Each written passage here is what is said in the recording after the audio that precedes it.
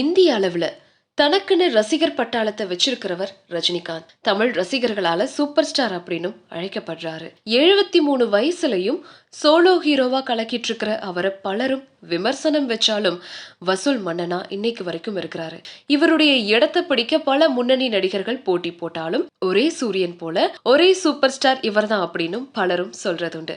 தனி வழி தனி ஸ்டைலையும் ரஜினியை மிஞ்ச இன்னைக்கு வரைக்கும் யாரும் கிடையாது. சோ இந்த நிலையில பிரபல நடிகர் ஒருத்தர் ரஜினிகாந்துடைய முதல் காதலை பத்தி பேசி இருக்கிறது வைரல் ஆகி இருக்கு.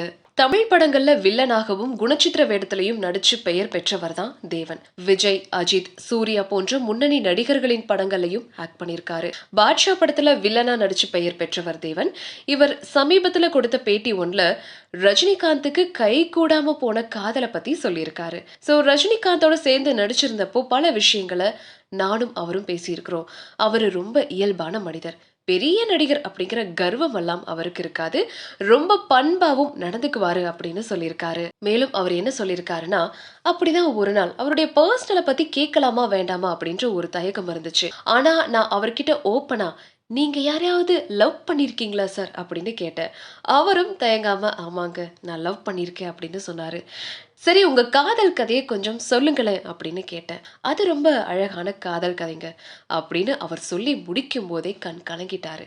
ஸோ ரஜினி சார் சினிமாவுக்கு வர்றதுக்கு முன்னாடியே இப்படி ஒருத்தங்க நேசிச்சிருக்காங்க அப்படின்னு நினைக்கும் போதே ரொம்ப பெருமையா இருந்தது.